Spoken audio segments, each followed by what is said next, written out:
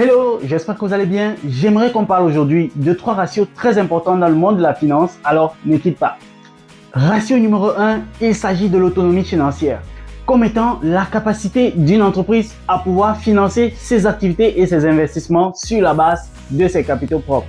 Pour le calculer, il faut tout simplement faire le rapport entre les dettes financières ou les dettes à long terme et les capitaux propres. C'est très mauvais signe quand ce ratio est supérieur à 1. Cela signifie tout simplement que les investisseurs externes participent plus au financement de l'entreprise que les actionnaires. En seconde position, nous avons le ratio de solvabilité. Il mesure la capacité de l'entreprise à pouvoir répondre à ses obligations sur le long terme, mais aussi la capacité de l'entreprise à pouvoir solliciter davantage d'emprunts sur le marché monétaire ou auprès des partenaires financiers. C'est un ratio qui intéresse particulièrement les banquiers parce que pour l'obtenir, il faut faire le rapport entre les capitaux propres et le total des dettes à long et à court terme. Et s'il est supérieur ou égal à 80%, l'entreprise peut encore espérer bénéficier de nouveaux engagements à long terme. Et enfin, nous avons le ratio des liquidités, qui traduit tout simplement la capacité de l'entreprise à pouvoir répondre à ses engagements à court terme.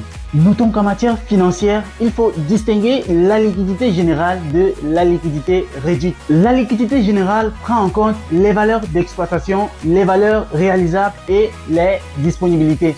Tandis que la liquidité réduite, elle, tient compte uniquement des disponibilités. Alors, quel qu'en soit ce que le financier veut démontrer, que ce soit en adoptant la posture à long terme ou la posture à court terme, le ratio de liquidité est le rapport entre les actifs à court terme et les passifs à court terme. À partir de 0,5, l'entreprise peut répondre à ses obligations, mais a nécessairement besoin d'avoir des crédits à court terme ou des découvertes. Mais déjà, s'il est supérieur ou égal à 0,8, la situation est maîtrisable. Parvenu au terme, si tu as aimé la vidéo, n'hésite pas à laisser un pouce bleu et à la partager. Si tu as une question, je t'attends en commentaire. Ciao!